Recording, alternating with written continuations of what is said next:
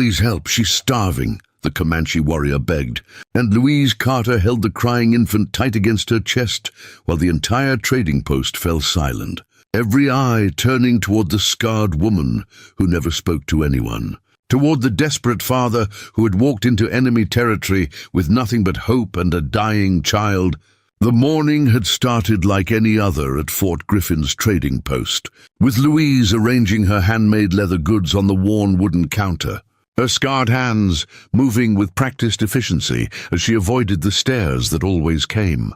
The thick burn scars running from her left cheek down her neck and disappearing beneath her collar told a story she never spoke aloud. 5 months ago, her cabin had burned with her husband and infant son inside. She'd run into the flames trying to save them. The scars were all she carried out. The scars and a guilt so heavy she could barely breathe under its weight. The other traders kept their distance as always, setting up their tables of flour, tobacco, and tools without speaking to her, without acknowledging her existence beyond the occasional whispered comment they pretended she couldn't hear. She was the ghost woman they whispered about, the one whose family died because she'd been at the creek fetching water instead of home where she belonged. The town had decided her survival was suspicious, perhaps even sinful, and so they'd made her invisible, a living ghost haunting the edges of their righteous community. Louise had learned to exist in the spaces between people. She worked leather because her father had taught her before he died, because her hands still remembered the craft, even when her heart had forgotten how to feel anything but grief. She sold enough belt straps and saddlebags to pay for her tiny room above the blacksmith's shop and to buy the bread nobody would break with her. The coins she earned were cold and silent, just like everything else in her life had become. She'd arrived at the trading post before dawn as usual, when the streets were still dark and empty, when she didn't have to see the way mothers pulled their children close when she passed, didn't have to hear the whispers about how God's judgment had marked her face, about how a good woman would have died with her family instead of living on alone, about how there must have been something wrong with her marriage, something sinful, something that invited divine wrath. The trading post doors burst open with such force that several people jumped. A Comanche warrior stood in the entrance, his chest heaving with exhaustion, his buckskin shirt dark with sweat despite the cool October morning. His long black hair was loose around his shoulders, and his face was gaunt with sleeplessness and desperation.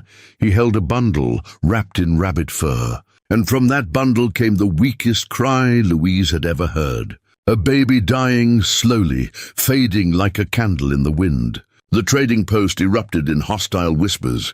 Comanche this close to the fort meant trouble, meant raids, meant danger, meant memories of violence that ran deep in the collective memory of Fort Griffin. 3 men reached for rifles kept beneath their tables, while women pulled their children behind their skirts, while others backed toward the door preparing to run.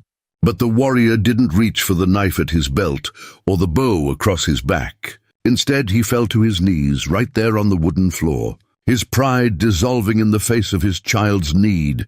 "Please," he said in broken English, his voice raw with desperation that transcended language. "Baby needs milk. Mother dead 3 days. No woman in tribe can feed her. All the young mothers lost in the fever that swept through last month. The sickness that took so many, my wife included. His name was Pahayuko. Though Louise didn't know that yet, all she saw was a man destroyed by grief, holding a child who would die without help. She saw herself 5 months ago, screaming outside her burning cabin while neighbors stood back and watched. Helpless or unwilling, she'd never been sure which. She saw in his eyes the same desperate bargaining with God that she'd done, the same willingness to trade anything, everything, for just one more moment with the person you loved. "Get that savage out of here," the post trader shouted from behind his counter, his hand on the shotgun he kept loaded with buckshot. "We don't help Comanche. Not after what they did to the Henderson family last spring. Not after they burned the Miller homestead. Not after everything they've taken from us." The warrior's eyes swept the room, landing on each woman in turn, searching for compassion, for humanity, for anything that might save his daughter from the slow death of starvation. One by one, the women turned away, clutching their own babies closer, their faces hard with old hatreds and fresh fears, with a history of violence that made mercy feel like betrayal. "There's a wet nurse 2 days north in Jacksboro," someone finally said. "Maybe she'll help if you got money, if you can pay proper wages." Pahayuko's face crumpled with anguish. "Baby not live 2 days. She needs milk now, today, this hour." His accent was thick, but his meaning was devastatingly clear. Without help in the next hours, his daughter would die in his arms, and he would have failed her the way he'd failed his wife.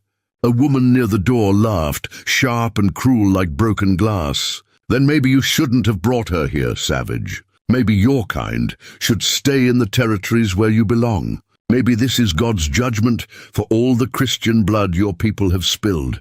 Maybe your baby dying is justice." The words struck Pahayuko like physical blows. Louise saw him flinch, saw his jaw clench, saw the rage flash in his eyes before grief drowned it again. But he didn't rise, didn't fight, didn't respond to the provocation. He only held his daughter closer and looked around the room one more time, his dark eyes landing on Louise, on the scars that marked her as different as other, as someone who understood what it meant to be cast out by your own people. "You," he said, his voice breaking on the single word. "You'd lost child too. I see it in your eyes. I see the mother grief. Please, I beg you." The room went completely silent, the kind of silence that feels like pressure in your ears. Like the moment before thunder, every eye turned to Louise, boring into her with expectation and judgment. She stood frozen behind her table of leather goods, her scarred hands gripping the edge hard enough to make her knuckles white, hard enough to make the old burns ache. The baby's cry had faded to almost nothing, a sound like a kitten drowning, like hope dying. "Don't even think about it," the post-trader warned Louise, his voice cold and final. "You helped that Comanche, and you'll never sell another thing in this post. This town's already got questions about you, about that fire, about why you lived when your family died. Don't give them more reason to talk. Don't give them cause to drive you out completely." Louise looked at the dying baby, at the desperate father, at the room full of people who had let her own family burn in rumor and suspicion while they stood safely distant. She thought about her son Samuel, about how he'd looked the one time she'd held him before. The fever took him 2 days after birth. About his perfect tiny fingers and the way he'd never opened his eyes. About how she'd had milk her baby never drank, milk that had leaked through her bindings for weeks while she sobbed in her empty cabin.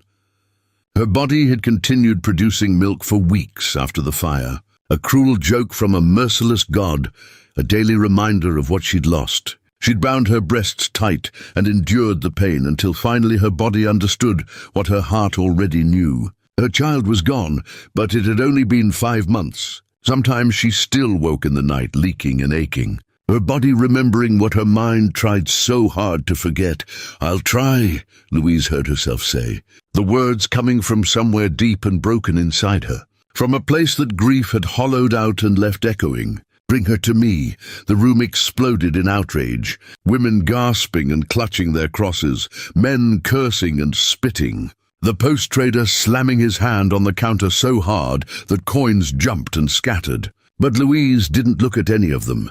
She only watched as Pahayuko rose to his feet, his face transforming with desperate hope. With the first light she'd seen there, he crossed the room in 4 long strides, his moccasins silent on the wood floor despite his size.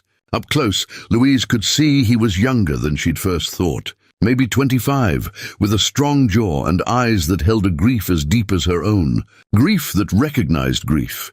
He held out the bundle with shaking hands. With a father's terror and trust, Louise took the baby carefully, pulling back the rabbit fur to reveal a tiny face. Grey-tinged and slack, the infant was perhaps 3 weeks old, her breathing so shallow that Louise had to watch carefully to see her chest move at all. She was beautiful and dying, her little fists curled tight, her body fighting a battle she was slowly losing. "You're making a mistake," a woman hissed from across the room, her face twisted with righteous anger, helping savages living alone. "Something's not right about you, Louise Carter. Something's been not right since that fire. Since you walked out alive and they didn't. Louise finally looked up, meeting the woman's eyes directly for the first time in months. My room is above the blacksmith shop 2 streets over, she said to Pahayuko, ignoring everyone else in the room, ignoring their judgment and their hate. Come there in 1 hour, I'll try to help your daughter. The post-trader stepped out from behind his counter, his face red with rage, his shotgun now visible in his hands. You bring that Comanche to town and there'll be trouble. Real trouble. The sheriff won't stand for it. The militia won't stand for it. People will remember this, Louise. They'll remember you chose them over us. Then tell the sheriff to come arrest me, Louise said quietly, her voice steady despite the fear rising in her chest. But this baby needs help now, not after we've debated the politics of mercy. She walked toward the door, still holding the infant. Pahayuko followed close behind her, careful to maintain a respectful distance. As they passed through the trading post doors into the bright morning sunlight, Louise heard the whispers explode behind them like gunfire, like the sound her cabin had made when the roof collapsed. She's lost her mind. Grief drove her crazy. Helping a Comanche warrior, probably planning to run off with him, living with him probably. Just like those stories you hear about white women who go savage, who forget their people and their God. She probably started that fire herself, killed her own family. Now she's taking up with Indians, proving what we suspected all along. Louise's hands tightened on the baby, but she didn't stop walking. Didn't turn around to defend herself, didn't waste breath on people who had already convicted her. Pahayuko stayed 3 paces behind her, clearly aware that walking beside a white woman would cause even more trouble, would give the town more ammunition for their hatred. They moved through Fort Griffin's dusty streets as morning activities ground to a halt. Shopkeepers stopped sweeping. Women stopped hanging laundry. Children stopped playing. Everyone stared with open mouths and hostile eyes. The blacksmith was working his forge when they arrived. The ring of his hammer on hot iron stopped abruptly when he saw Louise with the Comanche warrior behind her. His eyes went wide with shock, then narrow with suspicion and something else. Something that might have been concern or might have been calculation. Miss Carter, what in God's name are you doing? He said, setting down his hammer but keeping it close. Within reach, saving a life, Louise interrupted, climbing the exterior stairs to her room above the shop, her legs shaking but her voice firm. If the sheriff has questions, he knows where to find me.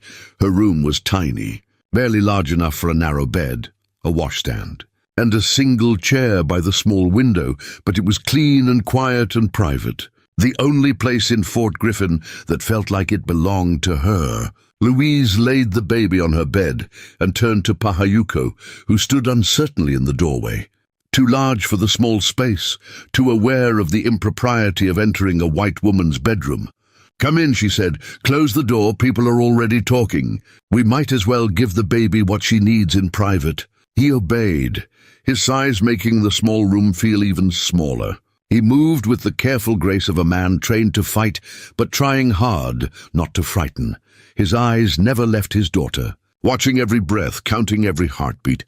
I don't know if this will work, Louise said, unbuttoning the high collar of her dress with scarred fingers that trembled slightly. It's been 5 months since I had milk. My body might not remember how, might have forgotten what my heart wishes it could. Try, Pahayuko said simply, his voice rough with emotion barely contained. Please try, it is all I ask, all I have left to ask. Louise sat in the chair and picked up the baby, loosening her dress enough to bring the infant to her breast. At first, nothing happened. The baby's mouth moved weakly against her skin, but couldn't latch, couldn't suck, couldn't remember what to do.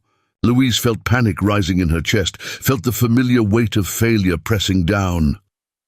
Come on, she whispered, her own tears starting to fall hot and fast. Please, little one, please try. Fight just a little bit longer. Pahayuko dropped to his knees beside the chair, his hand hovering near his daughter but not touching, not interfering, not willing to disturb whatever fragile magic might be happening. Louise could hear his breathing, ragged and desperate, could feel his hope and fear filling the small room like smoke, like prayer. Then, like a miracle, Like an answer to a prayer Louise hadn't known she was praying. She felt the familiar letdown sensation, her body remembering what her heart had tried so hard to forget. Milk came, not much at first, just a few drops, but enough to give the baby something to taste, something to fight for.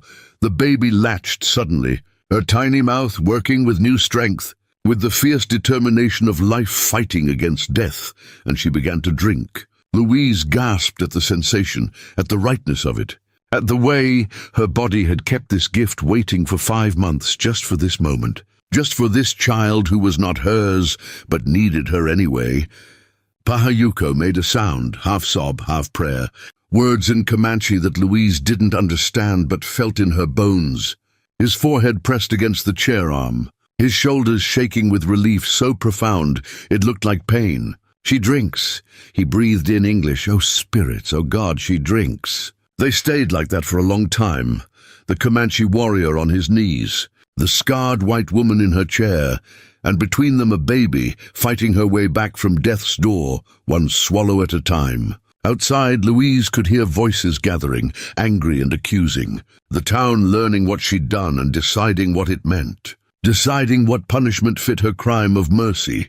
"She'll need to eat every few hours," Louise said quietly after the baby had finally fallen asleep at her breast, her tiny belly full for the first time in days. Pahayuko looked up from where he knelt beside the chair, his face still wet with tears he hadn't bothered to wipe away. His daughter's color had already changed from gray to pale pink, her breathing deeper and more regular. "I bring her back," Pahayuko said immediately, rising to his feet with his sleeping daughter cradled against his chest. "I come when sun is high, then again when it sets." "No," Louise surprised herself by saying, her mind working through the implications even as her heart urged caution. "The town is already gathering outside. I can hear them. If you keep coming here in daylight, they'll cause real trouble. The kind that ends in violence." She stood and moved to the small window, carefully staying to the side so she wouldn't be seen from below. At least 20 people had gathered in the street, their faces turned up toward her room, their voices a low, angry rumble, like distant thunder promising a storm. She recognized the post-trader, the preacher's wife, several ranch hands who were always looking for an excuse to fight. The blacksmith had abandoned his forge and stood with his arms crossed, watching his own building like it had betrayed him. "They wait for me to leave," Pahayuko said, coming to stand behind her. "Far enough back to remain hidden from view. They will follow me, maybe attack. They want excuse to spill Comanche blood." Louise turned to face him, studying his exhausted features in the dim light of her small room. He looked like a man who hadn't slept in days, whose world had collapsed around him and left him standing in the ruins, trying to save the one thing that mattered. She knew that look because she'd seen it in her own mirror every morning since the fire. "Stay here," she said, the words coming out before she could think them through. "Stay until your daughter is stronger, until we figure out something safer." Pahayuko's eyes widened with shock. "You would let me stay, a Comanche warrior in your home, knowing what your people will say, what they will do to you?" "They've already decided what I am," Louise said quietly, touching the scars on her face with one hand. A woman marked by God's judgment, a wife who failed her husband, a mother who let her baby die. What's one more sin added to the list they keep? She moved to her small trunk at the foot of the bed and pulled out a worn quilt. "You can sleep on the floor by the door. I'll bar it from inside so no one can enter without warning. There's a chamber pot under the bed and a water pitcher on the washstand. It's not much, but it's safe." Pahayuko looked at her for a long moment, his dark eyes searching her scarred face as if trying to understand what kind of woman would risk everything for strangers, for enemies. "My name is Pahayuko," he said finally, his voice formal and careful. "My daughter is called Kimimela. It means butterfly. My wife named her before she died, said she was small and beautiful and would need to be strong to survive this hard world." "Louise," she replied, "Louise Carter. My son was Samuel. He lived 2 days before fever took him. I never got to feed him. My milk came after he was gone." The silence that followed was heavy with shared grief. with an understanding that went deeper than words or culture, or the hatred that separated their peoples. They were two parents who had lost everything, standing in a small room above a blacksmith shop while an angry mob gathered below. Someone pounded on the door hard enough to rattle the frame. Louise jumped, but Pahayuko moved with fluid grace to stand between her and the door, his hand dropping to the knife at his belt, his body tensing for a fight. "Miss Carter," the sheriff's voice came through the wood. "Rough and impatient, open this door right now." Louise took a breath to steady herself and walked to the door. She slid back the bolt, but kept the door mostly closed. Only opening it a crack, Sheriff Morrison stood on the narrow landing, his hat pushed back and his face red with heat and anger. Behind him she could see two deputies and the post trader, all armed, all hostile. "What's going on here, Louise?" the sheriff demanded. "People are saying you brought a Comanche into town. Into your room, that true. I'm helping a dying baby," Louise said, keeping her voice calm and level. "Her father needed someone who could nurse her. I can, so I am." "You can't just bring Indians into Fort Griffin," the sheriff said, his hand resting on his gun belt. "We got rules. We got ordinances. We got people who lost family to Comanche raids. You're stirring up trouble." "A baby is not a raid," Louise replied. "She's 3 weeks old and starving. I'm feeding her. That's not against any law I know."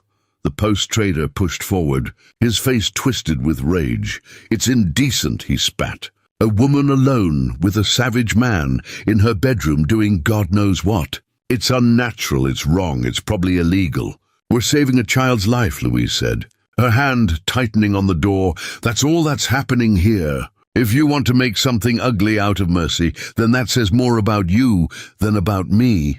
"Let me see him," Sheriff Morrison said, stepping closer. "Let me see this Comanche warrior you're hiding." "No," Louise said firmly, "you're not coming in here. You have no warrant, no cause, no right. I'm feeding a baby and then he's leaving. That's all you need to know." The sheriff's eyes narrowed. "You're making this harder than it needs to be, Louise. People are angry. They're scared. They see a Comanche this close to town, and they remember bad things. I'm trying to keep the peace here, then keep them away from my door," Louise said. "I'll send him out after dark when the streets are empty. He'll go back to his people and this will be done." "And the baby?" one of the deputies asked. "What about her?" "She'll eat again before he leaves," Louise said. "And then it's in God's hands." "Same as it always was." The sheriff studied her face for a long moment, his expression unreadable. Finally he nodded. "You got until nightfall. After that, if he's still here, I'll have to take action." "Understand?" "I understand," Louise said, and closed the door in their faces. She heard them arguing on the landing, heard the post-trader's voice rising in anger, heard the sheriff telling everyone to go home and let him handle it, heard boots on the stairs, and the crowd below reluctantly dispersing. But she knew they hadn't gone far. They were waiting, watching, hoping for an excuse. "That was brave," Pahayuko said quietly from where he stood by the window. "Or foolish, I'm not certain which." "Both probably," Louise admitted, sitting heavily in her chair, her legs suddenly weak with reaction. "I've never stood up to the sheriff before, never challenged anyone. I've spent 5 months trying to be invisible." "You are not invisible now," Pahayuko observed, his tone almost amused despite their situation. "Now everyone sees you." Louise looked at the sleeping baby in his arms, at the way Kimimela's tiny hand curled around her father's finger, at the rise and fall of her small chest. "Yes," she said softly, "I suppose they do." The afternoon stretched long and tense. Louise fed Kimimela twice more, each time feeling her milk come stronger.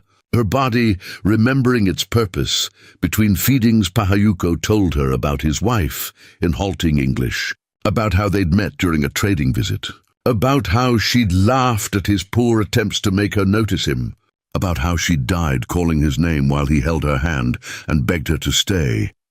"The fever came to our camp like a curse," he said, staring out the window at the sky turning orange with sunset. "It took the old ones first, then the children, then the women who were weak from birthing. My wife, she fought for 3 days. She made me promise to save Kimimela no matter what, to find help even if it meant coming to the white settlements, even if it meant begging. You kept your promise," Louise said. "That takes more courage than pride." Pride is luxury for men who have not watched their wife die. Pahayuko replied, his voice flat with exhausted grief. I would crawl on my belly to your fort if it saved my daughter. I would endure any shame, any hatred. Louise understood that completely.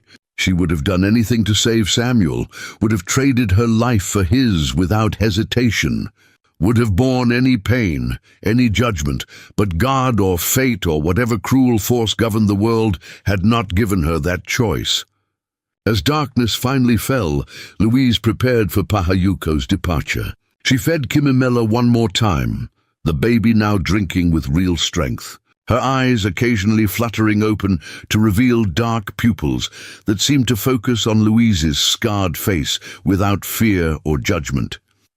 Come back tomorrow night, Louise said, as Pahayuko wrapped his daughter carefully in the rabbit fur. Same time, use the back stairs so fewer people see you. I'll keep feeding her until she's strong enough to survive on water and soft food. How long? Pahayuko asked, his eyes meeting hers in the lamplight. 2 weeks maybe, Louise said, maybe 3. I don't know exactly, I've never done this before. 2 weeks, Pahayuko repeated, his jaw tightening. 2 weeks I must leave her and return. 2 weeks I must trust a white woman I do not know, with the only family I have left. The words stung, but Louise understood them. Yes, she said simply, you must. Pahayuko studied her face again. That searching look that seemed to see past her scars to something deeper. Finally he nodded, I will trust you, Louise Carter. Because you have mother's eyes, because you hold my daughter like she is precious. Because when you could have turned away like all the others, you did not. He moved to the door, listened carefully for sounds outside, then turned back one more time. If they hurt you because of this, if your people punish you for showing mercy, come to the creek where the 3 cottonwoods stand. Leave a white cloth tied to the middle tree. I will see it and come for you. I'll be fine, Louise said. Though she wasn't certain that was true, Pahayuko slipped out into the darkness, moving like a shadow down the back stairs. Louise watched from her window as he disappeared into the night, carrying his daughter toward whatever camp he'd made outside of town. She felt suddenly, achingly alone. The knock came an hour later, not on her door, but on the blacksmith shop below. She heard angry voices, heard the blacksmith protesting, heard boots on the stairs, heavy and numerous. Louise barely had time to stand before her door crashed open. The bolt ripping from the frame, 5 men pushed into her small room. Ranch hands she recognized from the saloon, all drunk, all hostile. The blacksmith stood behind them, looking apologetic and frightened. Said they'd burn my shop if I didn't let them up. He stammered. Said they just wanted to talk to you. Where is he? The largest man demanded. Where's your Comanche lover? He's gone, Louise said. Backing toward the window, he left an hour ago. Liar, another man spat. You're hiding him. Probably under that bed. Probably been doing ungodly things with him all day.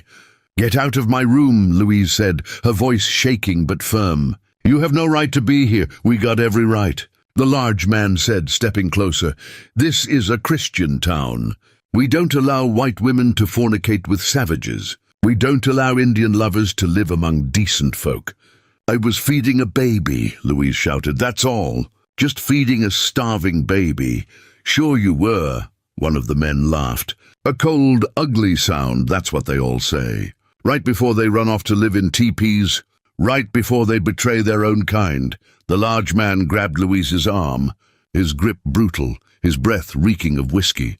Maybe we should teach you what happens to women who forget which side they're on, he said, his free hand reaching for her dress. Louise screamed and drove her knee upward with all her strength, catching him in the groin. He howled and released her, stumbling backward.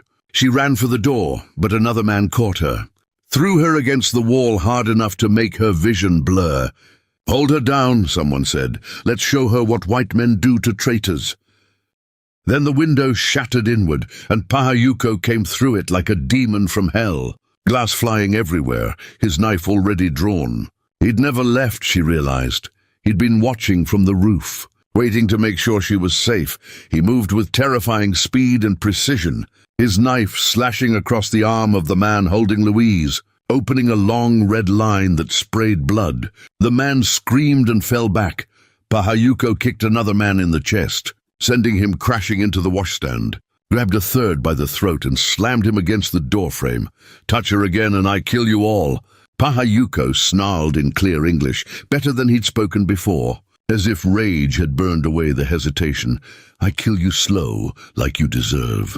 The ranch hands scrambled toward the door, dragging their wounded companion. The large man pointed at Pahayuko with a shaking hand. "You're dead, savage, you and your Indian-loving whore both. Dead." They fled down the stairs, their boots thundering, their voices already spreading the alarm. "Comanche in town, Comanche attacking white men. Arm yourselves, call the militia." Pahayuko turned to Louise. Blood on his knife, fury in his eyes. "You are hurt," he said, his voice dropping back to gentleness. "I'm fine," Louise managed, though her back ached from hitting the wall and her arm throbbed where the man had grabbed her. "Before we jump back in, tell us where you're tuning in from, and if this story touches you, make sure you're subscribed, because tomorrow I've saved something extra special for you." "You are not fine," Pahayuko said, coming closer to examine her face. "Checking for injuries. They would have hurt you badly. They would have done terrible things, but they didn't," Louise said. "Because you stayed, because you came back." "Of course I came back," Pahayuko said simply, as if there had been no other option. "You protect my daughter. I protect you. This is balance, this is right." Outside the alarm was spreading, bells ringing, men shouting, the sound of horses and guns being loaded. Louise looked at Pahayuko, at the blood on his hands, at the broken window and the shattered door. "You have to go now," she said urgently. "They'll come with guns, with numbers, they'll kill you." "And you," Pahayuko said, "what will they do to you when I am gone?" Louise didn't answer because they both knew. The town had been looking for an excuse to drive her out. To punish her, now they had one. She'd brought a Comanche into Fort Griffin. He'd attacked white men in her defense. She was complicit. She was guilty. She was finished. "Come with me," Pahayuko said, taking her hand. His decision made in an instant. "Come now, my camp is half-day's ride. You will be safe there. I can't just leave." Louise protested. "My things, my life." "Your life is over here," Pahayuko said bluntly. "You know this is true. They will hurt you or jail you or worse. Come with me, feed my daughter, let me repay the mercy you showed. Let me give you the protection you gave Kimimela." Louise looked around her small room, at the few possessions she owned, at the life she'd built from ashes and grief. It wasn't much, but it was hers. Leaving meant abandoning everything, meant confirming what the town already believed about her, meant crossing a line she could never uncross. The sound of boots on the stairs decided for her, at least a dozen men coming fast and angry. Louise grabbed her mother's Bible from beside her bed, and the small leather pouch that held her father's wedding ring, and Samuel's baby blanket, everything else she left behind. Pahayuko lifted her onto the roof, through the broken window, then followed. They ran across the shingled surface, while below men burst into her room. Ran across 2 more roofs, while the alarm spread through Fort Griffin. Climbed down behind the livery stable where Pahayuko had hidden his horse. He lifted Louise onto the horse's back and swung up behind her, his arm tight around her waist, his daughter bundled between them. Then they rode into the darkness, while behind them the town burned with rage and righteousness. While the life Louise had known ended in fire and judgment for the second time, the prairie stretched endless and black before them, the horses' hooves drumming a rhythm that sounded like heartbeats or war drums, or the pulse of a future Louise couldn't imagine. She was running away with a Comanche warrior, fleeing into the night with his baby daughter pressed against her chest, still damp from nursing. She was confirming every terrible thing Fort Griffin had said about her, or maybe, she thought as the cool night air rushed past and Pahayuko's arm held her steady, maybe she was finally choosing life over death, hope over grief, mercy over hate. Maybe for the first time since the fire she was saving herself. Dawn broke cold and pink over the Comanche camp, and Louise woke to the sound of voices speaking a language she didn't understand. For a moment she forgot where she was. Then memory crashed back, and she sat up too quickly, her head spinning from exhaustion and fear. Easy, A woman's voice said in accented English, "You are safe here. No one will harm you." Louise focused on the speaker. An older Comanche woman with silver streaking her black braids, her face weathered and kind. She sat near a small fire outside the hide lodge where Louise had slept, stirring something in a clay pot that smelled of sage and meat. "My name is Nadua," the woman continued. "I was taken by Comanche when I was 9 winters old. White like you, now I am more Comanche than the Comanche. I speak your tongue, so you will not feel so alone." "Where's Pahayuko?" Louise asked, her voice rough from sleep. "Where's the baby?" feeding his daughter. Nadua said with a slight smile, "He came to my lodge before sunrise. Asked me to watch you, to help you understand our ways. He worries you will be frightened." Louise looked around the camp properly for the first time. There were perhaps 20 lodges arranged in a loose circle, smoke rising from morning fires, women moving between them carrying water and wood, children playing with dogs, men checking weapons and horses. It looked nothing like the savage encampment she'd been taught to fear. It looked like a community, like people living their lives. "They stare at me," Louise said quietly, noticing how every person who passed glanced at her. Some curious, some hostile, all wary. "You are white woman in Comanche camp." Nadua said matter-of-factly, "Of course they stare. Some lost family to white soldiers, to settlers who take our land. They see your face and remember they're dead." Louise touched her scars self-consciously. "And what do you remember when you see my face?" Nadua studied her for a long moment. "I remember that suffering has no color, that grief speaks all languages, that sometimes the people who look like us are the ones who hurt us most." Pahayuko emerged from a nearby lodge carrying Kimimela. The baby looked even better in the morning light. Her cheeks fuller, her movements stronger. He crossed to where Louise sat and knelt beside her without speaking. Just holding his daughter out in silent question, Louise took Kimimela and brought her to nurse, aware of the eyes watching, of the whispers that followed. But the baby latched immediately and drank with fierce determination. Pahayuko's shoulders relaxed slightly, the tension leaving his face.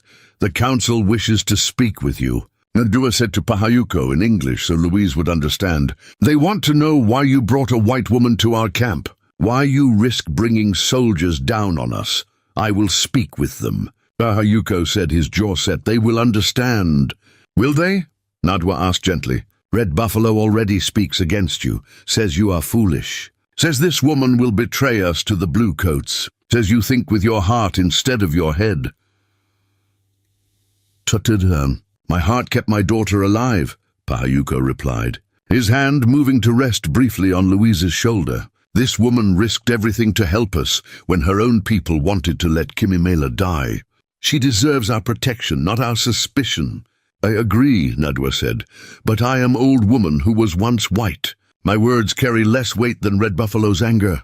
After Kimimela finished nursing and fell asleep, Pahayuko led Louise through the camp toward the center where a large fire burned. Men gathered there, perhaps 15 warriors and elders, their faces hard and measuring as Louise approached. She forced herself to walk with her head up despite her fear, despite knowing these men had every reason to hate someone who looked like her. "This is the white woman," a broad-shouldered warrior said in English, clearly for her benefit. "This is the one you risk our safety for. She is nothing special. Just another settler who will run back to her people first chance she gets. She had chance to call soldiers last night," Pahayuko said calmly. "She did not. She chose to come with me instead of staying with her people who wanted to hurt her." "Because you are using her," another man argued. "You need her milk for your daughter. When the child is weaned, you will send her away."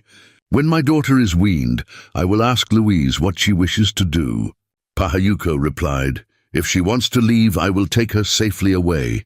If she wants to stay, she stays. This is her choice, not mine." The men erupted in angry voices, speaking rapid Comanche that Louise couldn't follow. Nadua moved close to translate in whispers. "They say it is dangerous. They say whites cannot be trusted. They say your presence will bring trouble." One elder raised his hand for silence, his face deeply lined with age and wisdom, his eyes sharp as flint. When the voices died, he spoke in slow, careful English. I'm Tabananica. I lead this band.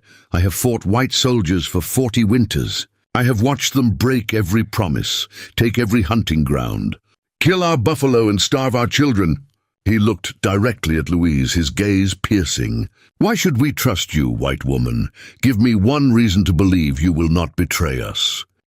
Louise's mouth went dry, but she forced herself to speak. I have no reason to betray you, she said, her voice steady despite her racing heart. My own people tried to hurt me last night. 5 men broke into my room. They would have done terrible things if Pahayuko hadn't stopped them. Fort Griffin is not my home anymore. Those are not my people.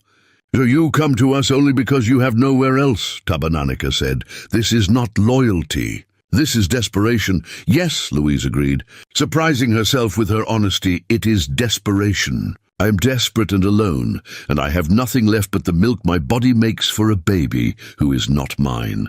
But that doesn't make me a liar. I'm not asking to stay forever. I'm only asking for safety while I help Kimimela survive. The elder's expression didn't change, but something shifted in his eyes. You are honest, at least, he said. This is more than most whites offer. You may stay until the baby is weaned, but you will be watched. If you do anything to endanger this camp, if you try to leave to bring soldiers, you will not leave alive. Understand? I understand, Louise said.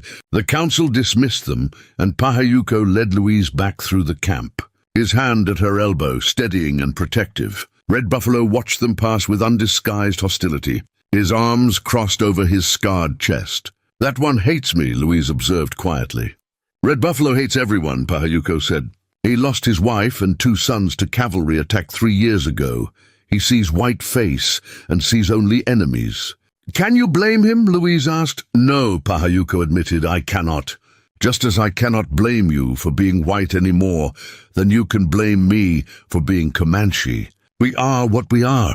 We carry our people's sins whether we want to or not. The days that followed fell into a rhythm Louise had never expected. She woke each morning in Nadua's lodge where she'd been given a place to sleep, walked to Pahayuko's lodge to feed Kimimela, spent her days learning how Comanche women worked, how they tanned hides and gathered roots and made pemmican from dried meat and berries. Nadua taught her words in Comanche, simple things at first. Hello and thank you and baby and food. Louise's tongue struggled with the unfamiliar sounds, but Nadua was patient, repeating phrases until Louise could manage rough approximations. The children were fascinated by her scars. They would creep close when they thought she wasn't looking, whispering and pointing. Finally, one brave little girl approached and touched Louise's scarred cheek with gentle fingers, her eyes wide with curiosity, not fear. Fire, Louise said in English, then tried the Comanche word Nadua had taught her. The little girl nodded solemnly and ran back to her friends, chattering in their language. After that, the children seemed to accept her presence. Even if the adults remained wary, Pahayuko spent most of each day hunting or training horses. But every evening, he came to sit by Nadua's fire while Louise nursed Kimimela. He would watch his daughter eat with an expression of such profound gratitude that it made Louise's chest ache. She grows stronger every day, he said one evening after Kimimela had fallen asleep. Her fists no longer look like bird bones. Her cry is loud enough to wake the whole camp. She's a fighter, Louise agreed, adjusting the sleeping baby in her arms. Like her father, like her mother, Pahayuko corrected quietly. My wife was small but fierce.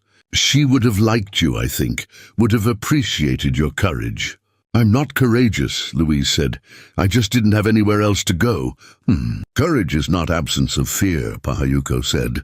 It is choosing to do right thing even when you are afraid. You were afraid in Fort Griffin, but you helped us anyway. You are afraid here, but you stay anyway. This is courage, whether you name it or not. 2 weeks passed, and Louise began to feel something she hadn't felt since before the fire. Useful, needed, like her presence mattered. The women still kept their distance, but they no longer glared at her with open hostility. Red Buffalo still watched her with suspicion, but he no longer spoke against her presence in council.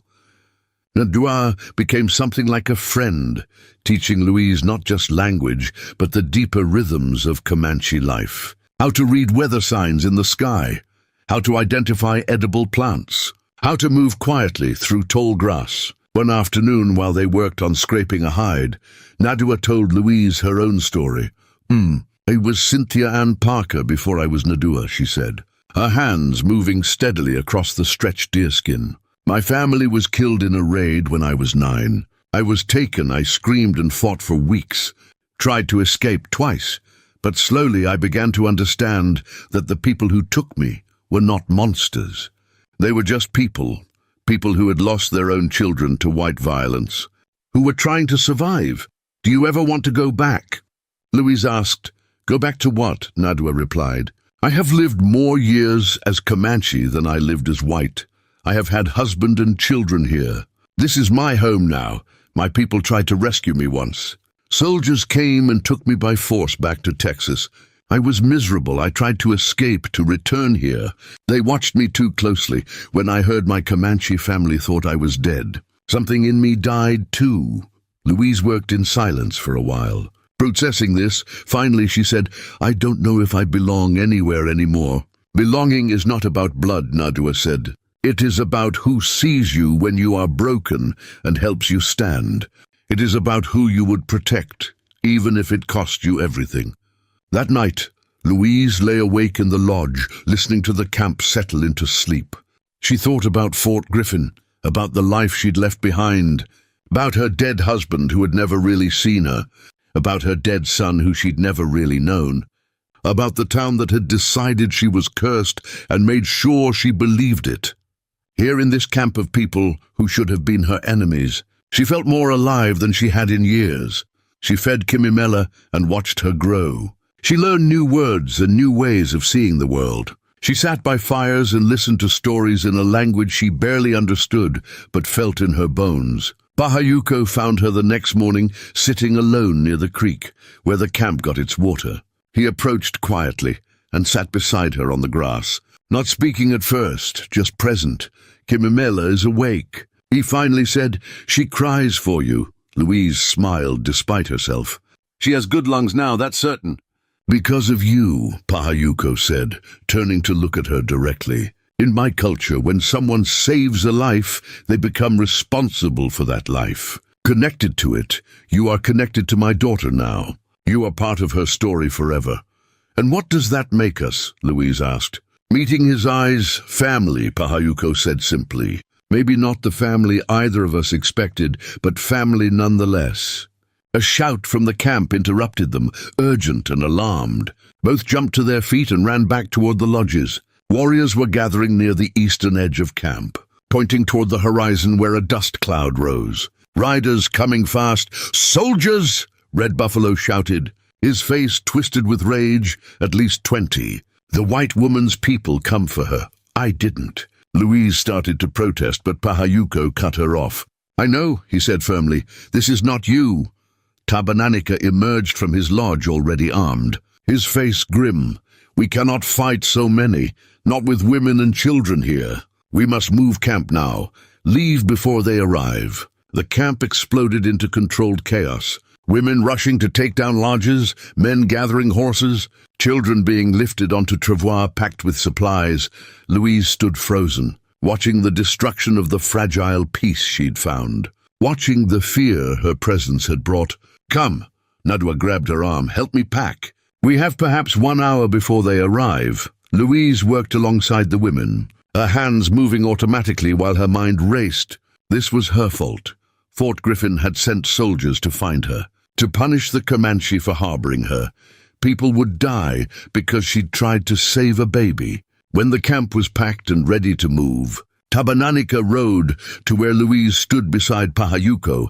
His face was hard but not cruel. You have brought trouble as Red Buffalo predicted, he said. But Nadua tells me you worked like one of us to prepare for flight. This shows character. Let me go to them, Louise said suddenly, the words tumbling out. Let me ride out to meet them. Tell them I'm here by choice, that you didn't take me. Maybe they'll leave you alone. They will not believe you, Tabananika said. They will think we forced you to speak. They will attack anyway because that is what soldiers do. Then let me try, Louise insisted. What's the worst that happens? They take me back to Fort Griffin. At least your people will be safe." Pahayuko's hand closed on her arm. "No," he said flatly. "You are not going back to people who tried to hurt you, who would have let my daughter die." "Your daughter is alive," Louise said. Looking at Kimimela bundled on his back, she's strong enough now to survive on water and soft foods. "You don't need me anymore. I can go. I should go." "The baby is not why you stay," Pahayuko said, his eyes intense on hers. "You stay because here you are seen, here you are valued, here you are family." Red Buffalo rode up on his warhorse, his face dark with fury. "This is foolish talk," he spat. "The woman wants to leave. Let her go. Let her bring soldiers down on empty camp while we ride to safety." "She is under my protection," Pahayuko said, his voice dropping to something dangerous. "Anyone who touches her answers to me." The two warriors stared at each other, the air between them crackling with tension. Finally, Red Buffalo spat in the dust and rode away. But the look he gave Louise promised this wasn't over. "We ride now," Tabananika ordered, "north toward the canyon country where soldiers will not follow easily. Louise Carter, you ride with Pahayuko. Stay close. Do not fall behind." The band moved out as thunder rumbled in the distance. Or maybe it was hoofbeats. Louise couldn't tell. She rode behind Pahayuko with Kimimela bundled between them, looking back toward the dust cloud that marked the approaching cavalry. She'd thought leaving Fort Griffin would be an ending, but now she understood it had only been a beginning. She was caught between two worlds, belonging fully to neither. She was a white woman in a Comanche camp, with soldiers coming to drag her back to a town that wanted to punish her.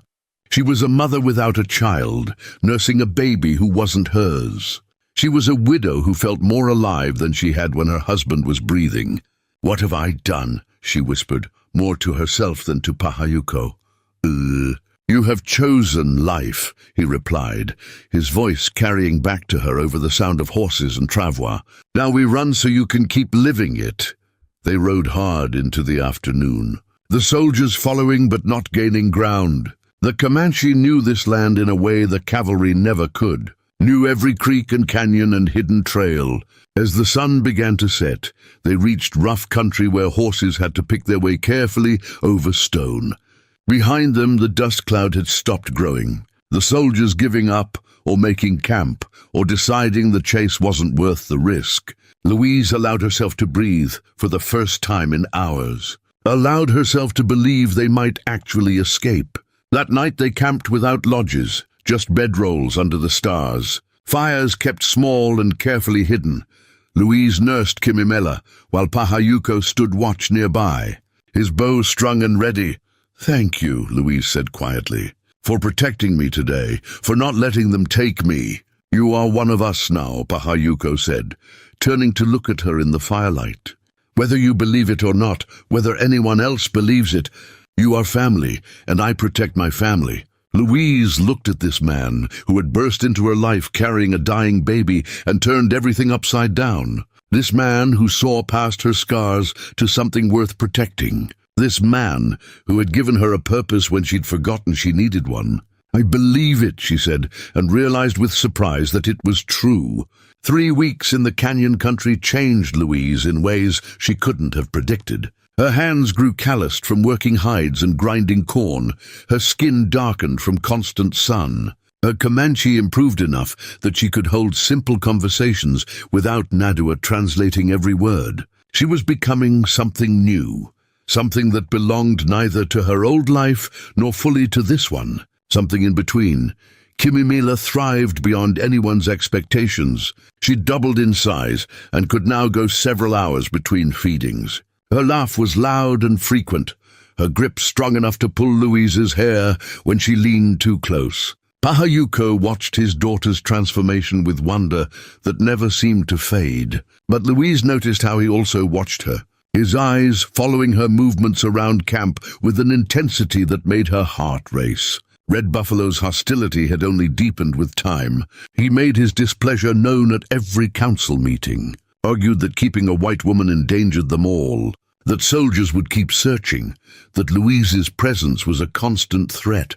Tabananica listened but always came to the same conclusion. She stays until she chooses to leave. We do not abandon those under our protection. One afternoon, while Louise was helping the women dig for wild onions in a meadow near camp, a young warrior came racing back on his horse, his face urgent with news. "Soldiers," he shouted in Comanche.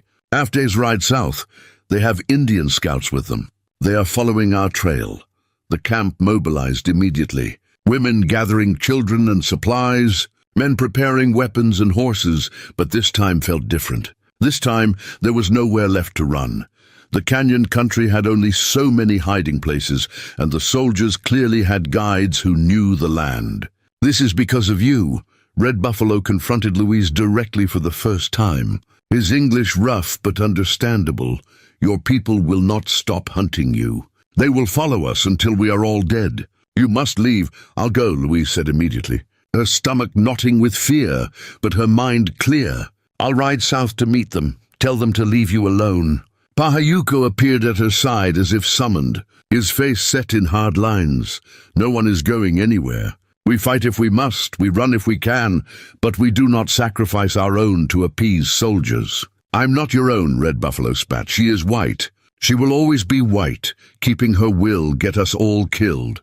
"Then you can leave," Pahayuko said coldly, his hand moving to his knife. "Take your family and go if you are so frightened." "But Louise stays." The two warriors faced each other with murder in their eyes. The whole camp had stopped to watch, waiting to see if blood would be spilled over the white woman who had brought nothing but trouble.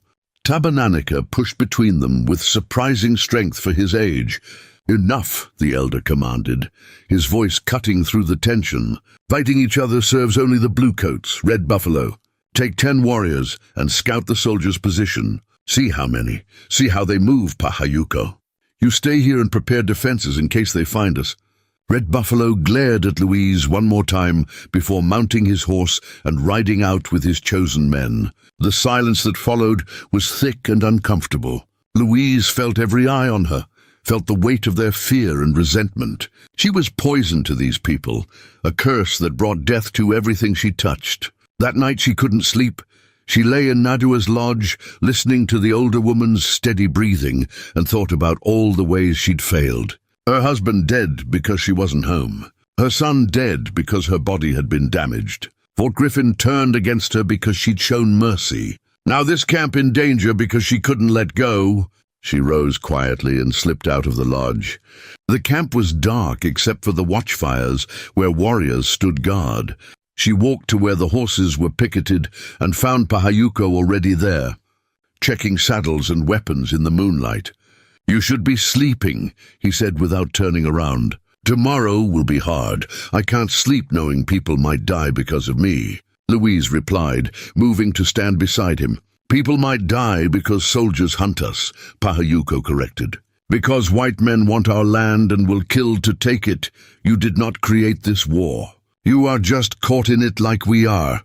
"Red Buffalo is right, though," Louise said quietly. "I should leave. Go back to Fort Griffin. Face whatever punishment they have waiting." Pahayuko finally turned to face her, his expression fierce in the shadows. "You think they will punish you and then let you live? You think they will not hang you for helping Indians, for living among us, for nursing a Comanche baby?" Louise hadn't let herself think that far ahead. She'd assumed jail maybe, public shaming certainly, but hanging, "I helped a child," she whispered. "Surely that's not a hanging offense." "You lived with a Comanche warrior," Pahayuko said bluntly. "In their eyes that makes you traitor, that makes you worse than enemy. They will make example of you to show other whites what happens when you choose us over them." The truth of his words settled over Louise like a shroud. She was trapped. Going back meant death. Staying meant bringing death to others. There was no good choice, no path that didn't end in blood. "What do I do?" she asked, her voice breaking. "You survive," Pahayuko said, stepping closer, his hand coming up to cup her scarred cheek with surprising gentleness. "You keep living, keep fighting, keep choosing each day to be here with us, with me." The last two words hung in the air between them, charged with meaning neither had spoken aloud before. Louise's breath caught in her throat, her heart hammering against her ribs. "Pahayuko," she started to say, but he cut her off. "I know you lost husband," he said, his thumb tracing the line of her scar. "I know you grieve. I know it has not been long enough. But I need you to know that when I look at you, I see future, not just for my daughter, but for me. I see woman who is brave and kind and stronger than she believes." "I'm not strong," Louise protested. "I'm terrified all the time." "Being terrified and staying anyway is strength," Pahayuko said. "Running away would be easy. Giving up would be easy. You do neither. You stay and help and work and become part of us, even though it would be safer to leave." He leaned closer, his forehead nearly touching hers. "When this is over, when soldiers stop hunting us, I want you to stay, not because you have nowhere else to go, but because you want to be here with my daughter, with me as my wife, if you would consider such a thing." Louise's eyes widened with shock. "You want to marry me, a white woman, a widow with scars and grief and nothing to offer?"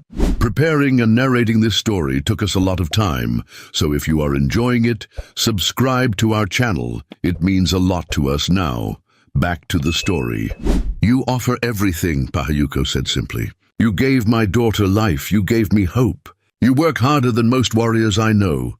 You learn our ways without complaint. You belong here more than you ever belonged with your own people." Before Louise could respond, shouts erupted from the south edge of camp. Red Buffalo and his scouts came thundering back, their horses lathered with sweat, their faces grim with news that couldn't be good.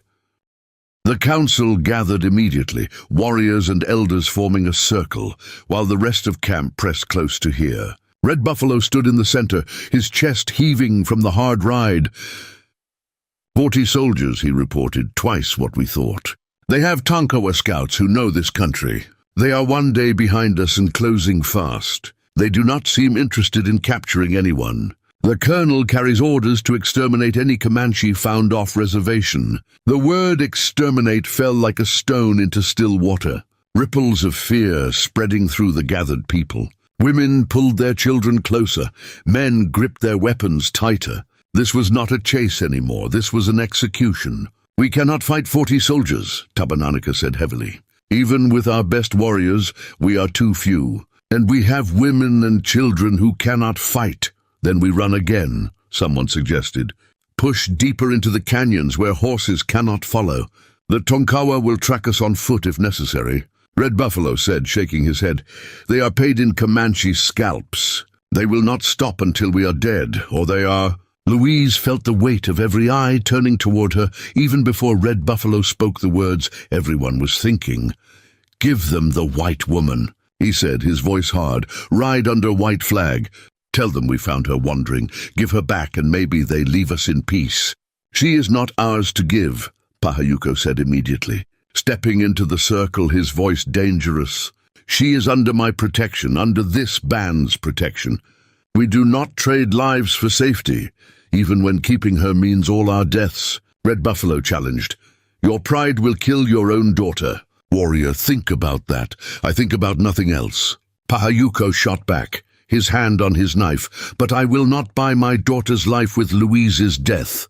I will not become the kind of man who sacrifices the innocent." "She is not innocent," Red Buffalo roared. "She is white. Her people do this. Her people hunt us. Her people want us dead. And she chose us over them."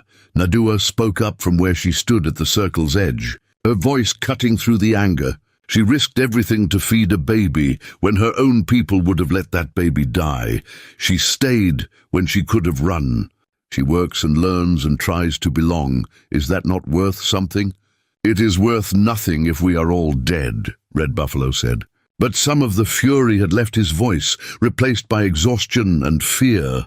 Tabananika raised his hand for silence, his old face carved with difficult decisions. Louise Carter stepped forward.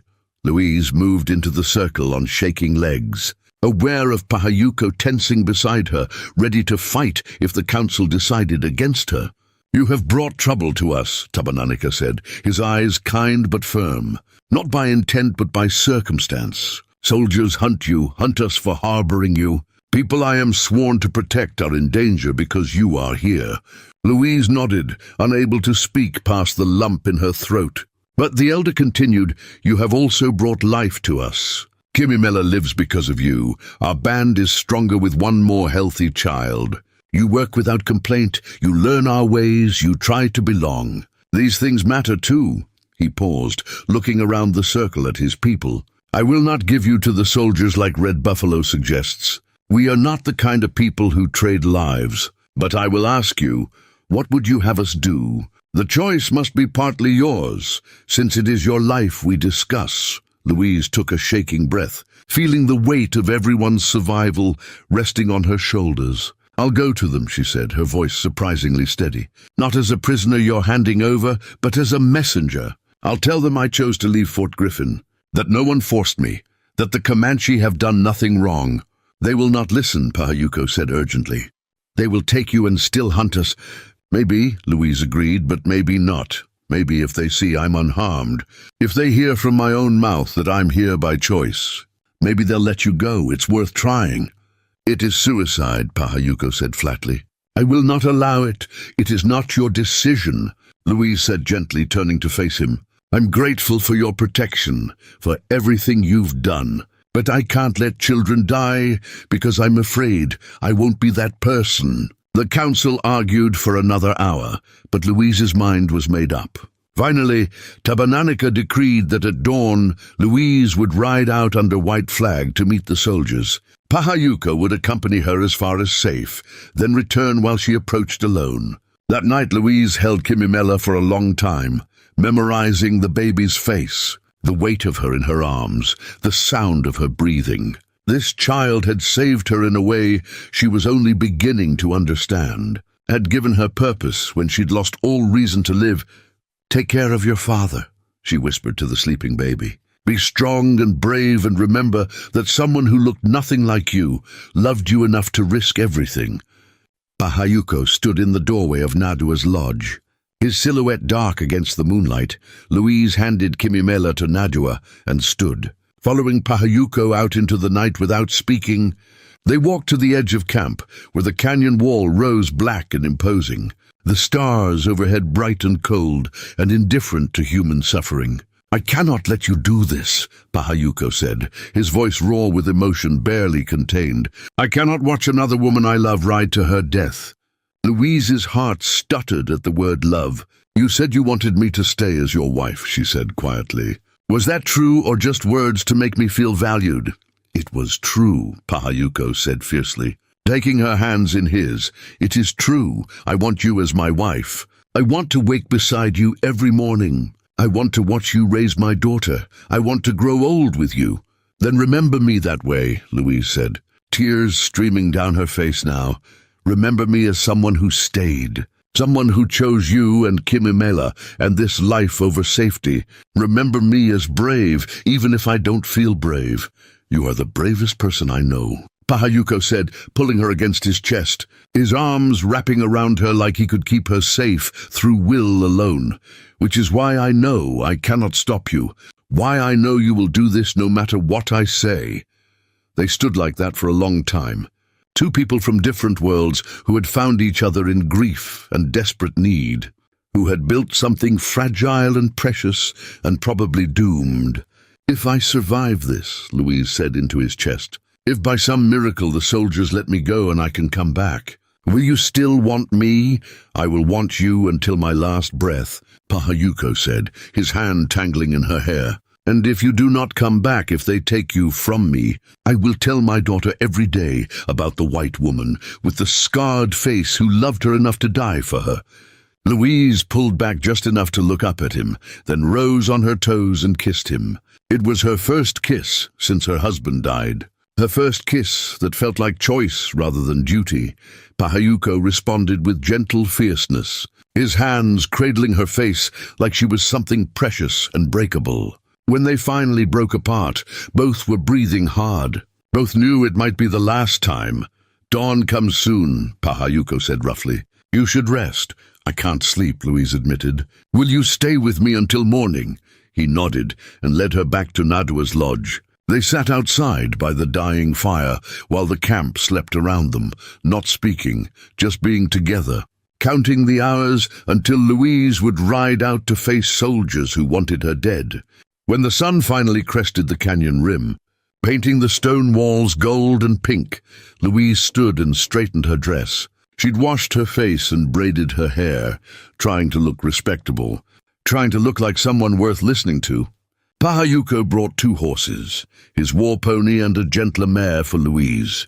The whole camp gathered to watch her leave, children clinging to their mothers, warriors standing with weapons ready in case this was a trap. Red Buffalo watching with an expression Louise couldn't read, maybe respect, maybe just satisfaction that the problem was being removed. Nadua embraced Louise hard, whispering in her ear, "You are stronger than you know, white daughter, come back to us." Tabananaka pressed something into Louise's hand. A small medicine bag on a leather cord. "This will protect you," he said. "Or if not protect, then at least remind you that you carry part of us with you always." Louise tied the bag around her neck, then took the white cloth Pahayuko handed her and tied it to a long stick. A flag of truce, a symbol of peaceful intent that soldiers might or might not honor. They rode out together, Pahayuko and Louise. The morning sun warm on their backs, the canyon country spreading endlessly in all directions. After an hour, they reached a high point where they could see the soldiers in the distance, a line of blue uniforms and dust moving steadily toward the camp. "This is where I leave you," Pahayuko said, his voice thick with unshed tears, his hand reaching out to touch her face one more time.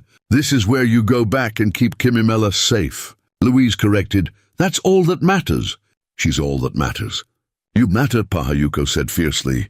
"You matter to her, to me, to everyone in that camp, whether they admit it or not. Do not forget that when the soldiers tell you otherwise." Louise nodded, not trusting her voice. Then she turned her horse south toward the approaching cavalry, toward whatever fate awaited her.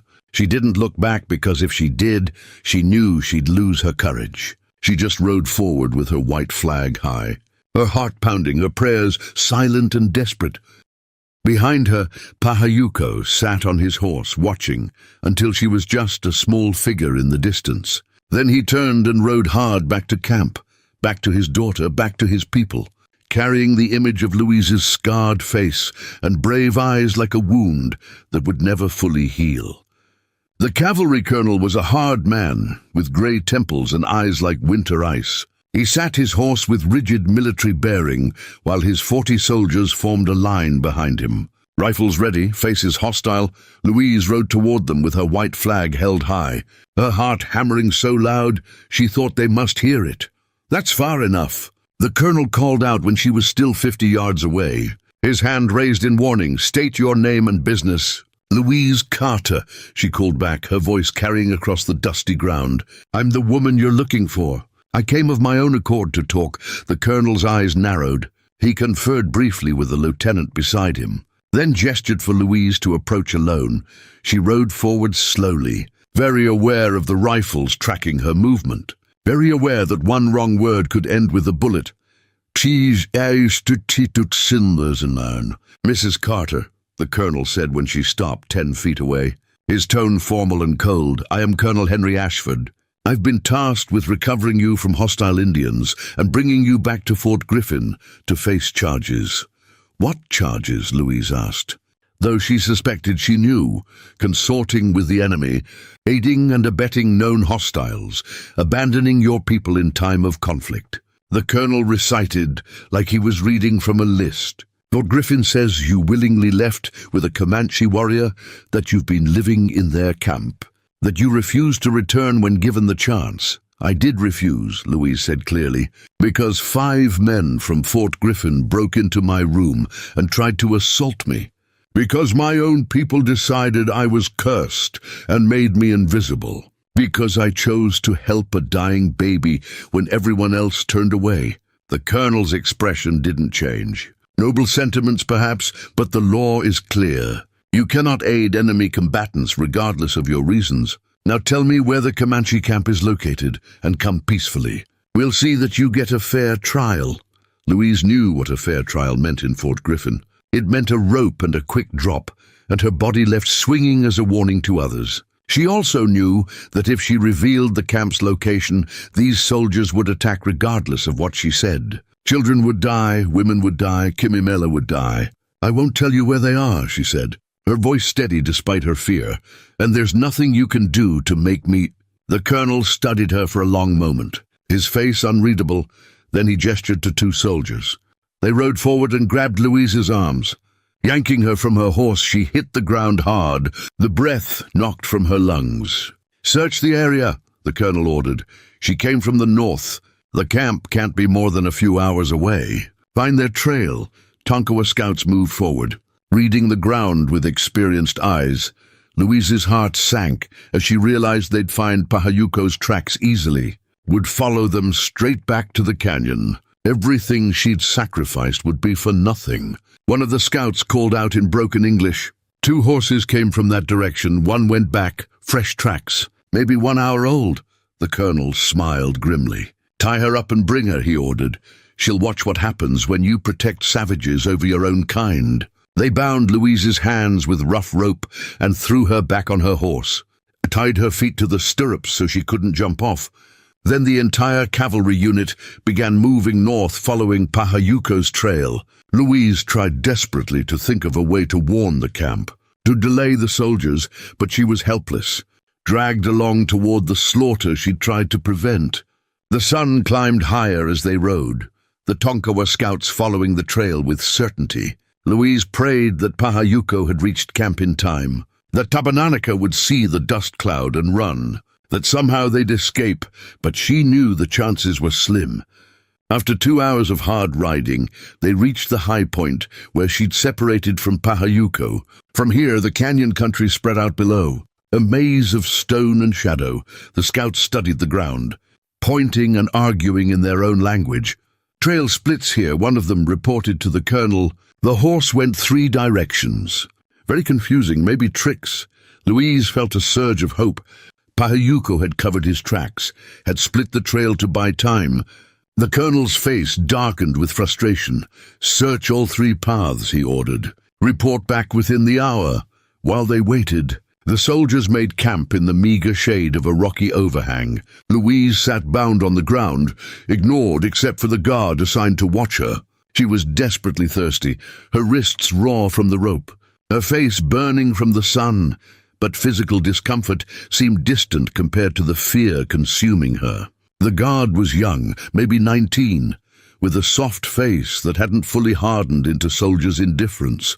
He glanced at Louise several times before finally speaking. "You really live with them?" he asked quietly, his curiosity overcoming his training. "I did," Louise said, her voice hoarse. "I helped nurse a baby who was dying. They say you're a traitor, that you chose Indians over whites." "I chose a baby over hate," Louise corrected. "I chose mercy over cruelty. If that makes me a traitor, then I'm guilty." The young soldier looked uncomfortable. "My sister had a baby last year," he said after a moment. "It was hard. The baby was sick. We thought we'd lose them both. I can't imagine just letting a baby die because of who its parents were. Most people can't imagine it until they're faced with the choice," Louise said. "Then they find reasons, they find justifications, they find ways to make cruelty feel righteous." Before the soldier could respond, the scouts returned, their faces frustrated. "Trails are false," one reported. "Rocks hide real path. Could take days to find actual camp." Colonel Ashford's jaw clenched with barely controlled rage. He stalked over to where Louise sat and hauled her to her feet by her bound arms, making her cry out in pain. "Tell me where they are," he demanded, his face inches from hers. "Tell me now, or I will make you wish you had—" "You'll kill them if I tell you," Louise said. "You'll kill the children, the women, everyone. They're hostiles," the colonel said coldly. "They're off reservation. They're fair game under my orders. Now tell me where they are, or you'll hang for treason." "Then I'll hang," Louise said, meeting his ice-blue eyes directly. "I won't help you murder children." The colonel backhanded her across the face, the force of it splitting her lip, sending her crashing back to the ground. Louise tasted blood, felt her scarred cheek burning, but she didn't make a sound. "Colonel," the young guard said hesitantly. "Sir, she's a civilian. We can't just—" "Shut your mouth, soldier," Ashford snapped. "This woman is a traitor, and she'll be treated as such. He turned back to Louise. "We'll find them eventually. These scouts are the best trackers in Texas. You're only delaying the inevitable and making it worse for yourself." "Then I'll delay it as long as I can," Louise said through her bleeding lip. The colonel stared at her with something like grudging respect mixed with contempt. Then he gestured to his men. "Break camp, we're moving north. We'll search every canyon until we find them." They rode for another hour, the Tonkawa scouts ranging ahead. Checking every possible path, Louise was beginning to hope they'd never find the trail when gunfire cracked through the canyon air. "Ambush!" someone screamed, and chaos erupted. Comanche warriors appeared on the canyon rim above them, maybe 15 men, led by Red Buffalo. They fired arrows and rifles down at the cavalry, their position giving them advantage. Soldiers scrambled for cover, horses screamed and bolted. The colonel shouted orders that were lost in the noise. Louise's horse panicked and reared. With her feet tied to the stirrups, she couldn't jump clear. She was thrown hard, her shoulder hitting rock with sickening force. Pain exploded through her body as the horse dragged her several feet before the reins caught on a bush. Through the dust and confusion, she saw Pahayuko appear on the rim, saw him notch an arrow and aim. But he wasn't aiming at soldiers. He was aiming at her guard, the young soldier who'd shown kindness. Louise screamed, but the arrow was already flying. It missed the soldier by inches, thudding into the ground beside him, but it served its purpose. The young man dropped his rifle and dove for cover.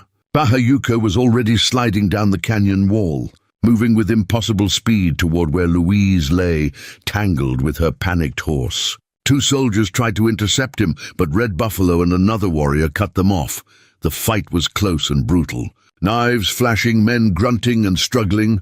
Pahayuko reached Louise and cut her bonds with quick slashes of his blade. "Can you ride?" he asked urgently, pulling her to her feet. "My shoulder," Louise gasped. "I think it's broken." Pahayuko didn't hesitate.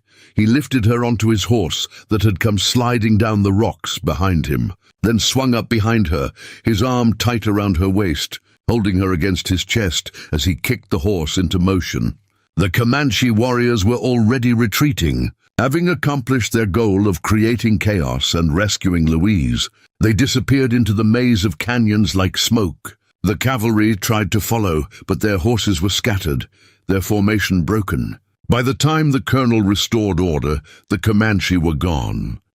Pahayuko rode hard for 20 minutes before slowing, checking behind them constantly for pursuit. Louise sagged against him, pain making her dizzy, her shoulders screaming with every jarring step the horse took.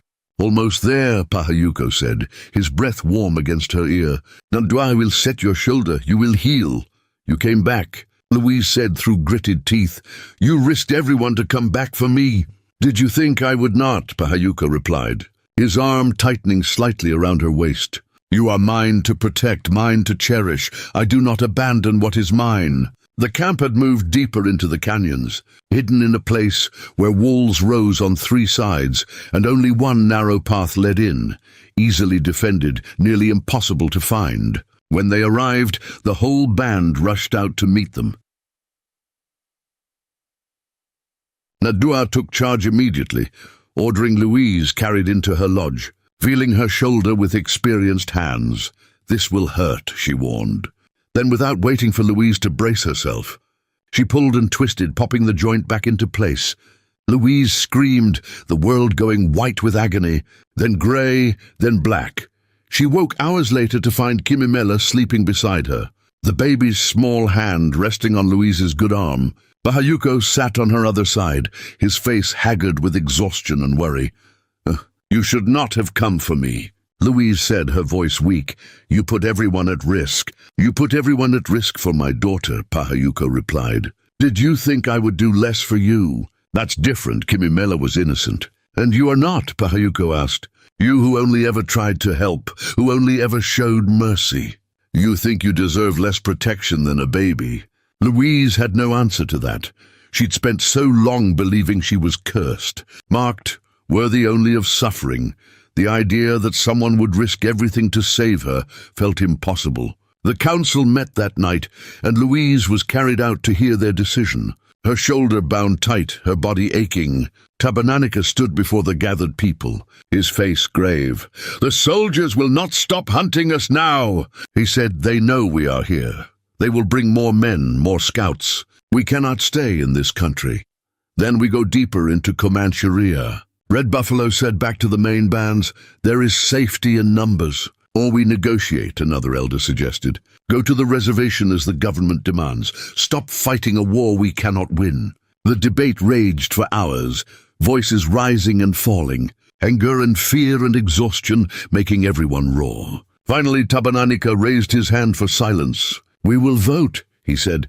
"Those who wish to go to the reservation, speak now." 5 families stepped forward, including some of the elders, exhausted from running. Louise felt a stab of guilt, knowing her presence had contributed to their decision. Those who wished to continue fighting, to go deeper into free territory, speak now. Red Buffalo stepped forward, along with most of the young warriors, their faces set with determination. "And those who are uncertain, who need time to decide, you may stay with my family until your hearts know the right path." The rest of the band remained where they were, caught between 2 impossible choices. Tabananica nodded. "Then we split. Those going to the reservation will leave at dawn. Those going deeper into Comanche leave the day after. My family stays here 1 more week to rest and heal before deciding." He looked at Louise. "And you, Louise Carter, you must choose. Do you go to the reservation and take your chances with white authority? Do you come deeper into Comanche and live fully as Comanche? Or do you leave us entirely and make your own path?"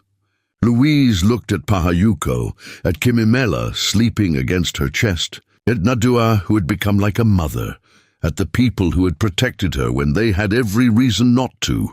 "I choose to stay with Pahayuko," she said clearly. "Wherever he goes, I go. Whatever he decides, I follow. He and Kimimela are my family now." Pahayuko's face transformed with joy and relief. He took her hand carefully, mindful of her injured shoulder. "Then we go deeper into Comanche," he said. "We stay free as long as we can. We raise our daughter to know both her mother's people and yours. We build a life together." Red Buffalo stepped forward. "And I go with you," he said, surprising everyone. "I've been wrong about the white woman. She proved her loyalty, proved her courage. I will not speak against her again." He looked at Louise directly. "You are Comanche now in all ways that matter." "Welcome, sister." Louise felt tears streaming down her face. The acceptance she'd never thought to find. The belonging she'd stopped believing existed. Nadua embraced her carefully, mind the shoulder. She scolded through her own tears, "You are not healed enough for such emotion." The next days were filled with preparation and goodbyes. The families going to the reservation packed their belongings with heavy hearts, knowing they might never see the others again. The warriors going deeper into Comanche prepared for a life of constant movement, constant vigilance. Pahayuko came to Louise 3 days after the rescue. His face serious. "I have spoken with Tabananica," he said. "If you will still have me as husband, he will perform the ceremony tomorrow before we leave." Louise looked at this man who had burst into her life carrying a dying baby and changed everything, who had seen past her scars to something worth loving, who had risked death to save her. "I will have you," she said simply, "in whatever ceremony you wish, by whatever customs you follow. I am yours." The wedding was simple, performed at sunset with the whole remaining band as witnesses. Tabananica spoke words in Comanche that Louise barely understood, but felt in her bones, about partnership and strength, about 2 people becoming one family, about choosing each other every day even when the world made it difficult. Pahayuko placed a blanket around Louise's shoulders, the traditional gesture of a husband, claiming responsibility for his wife's well-being. Louise placed her hand over his heart, feeling it beat strong and steady, promising with her touch what words couldn't express. That night they lay together in Pahayuko's lodge, Louise's injured shoulder making intimacy careful and tender, Gimimela sleeping between them, the 3 of them a family at last. "We will have hard times ahead," Pahayuko said quietly, his hand gentle on Louise's hair. "The government will not stop hunting us. We will always be running, always hiding. I know, Louise said. But I've been running and hiding since the fire. At least now I'm running towards something instead of away. At least now I'm not alone. You will never be alone again, Pahayuko promised, his lips brushing her forehead. Whatever comes, we face it together. 6 months later, Louise rode through the deep canyons of Comanche with her daughter strapped to her back. Kimimila now called her mother in both English and Comanche. Learned both languages as she grew, Louise's belly was beginning to swell with new life. Pahayuko's child growing strong inside her. She'd learned to tan hides and make pemmican, learned to track game and read weather signs, learned to move camp quickly when danger threatened. Her scars had faded somewhat in the sun and wind, or maybe she just stopped noticing them. Stopped defining herself by what had been burned away. The soldiers still hunted them occasionally. The government still demanded they go to the reservation. But in the vast reaches of Comanche there were places to disappear, places to be free, places to build a life, even if that life was temporary and fragile. One evening as the sun set over the canyon walls, painting everything gold and red, Pahayuko found Louise sitting alone watching Kimimela play with the other children. "What are you thinking?" he asked, settling beside her. "That I was dead before I met you," Louise said. "Not physically, but in every way that mattered.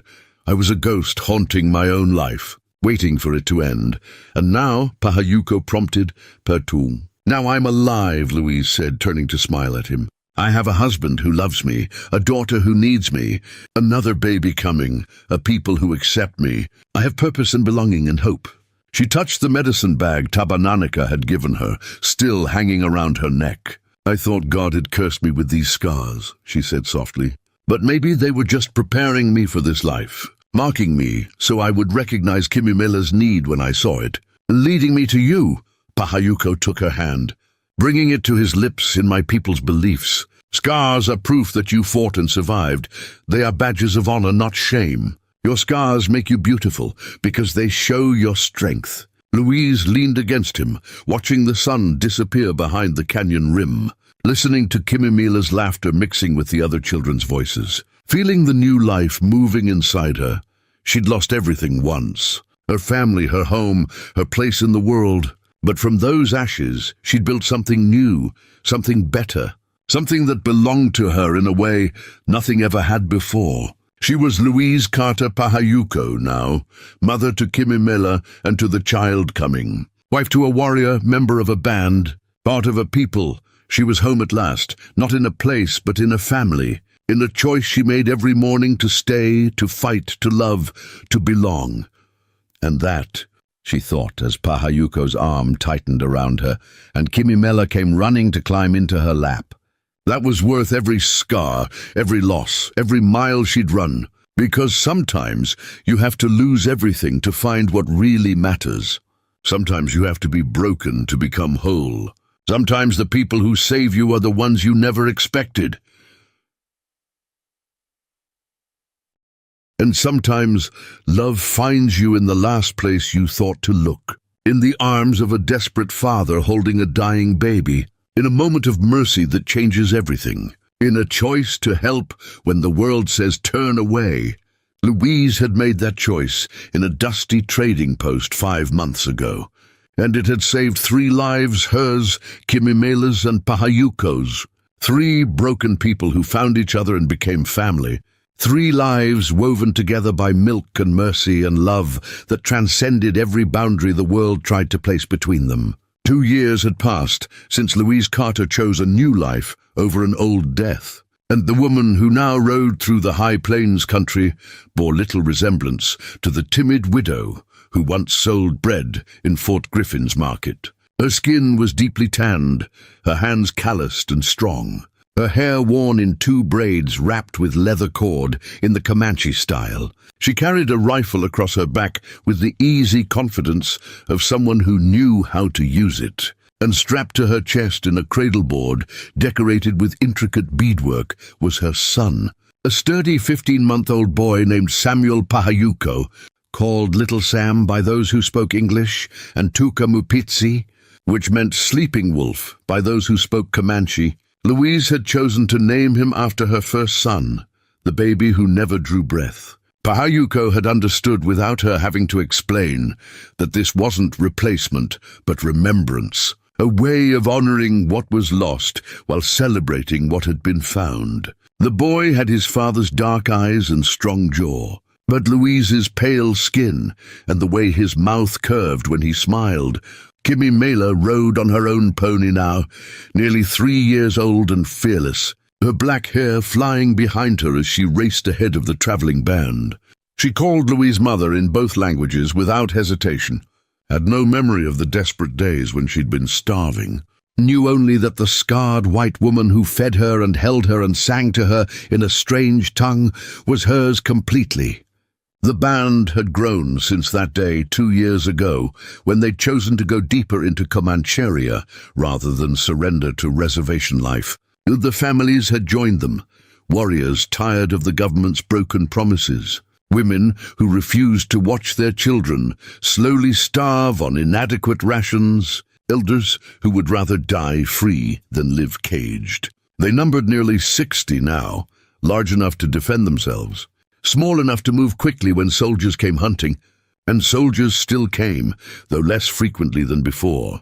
The army was spread thin across the frontier, fighting battles on multiple fronts. The Comanche had learned to read the patterns, to know when it was safe to hunt buffalo and when to disappear into the canyons. It was a hard life, constantly moving, never quite secure.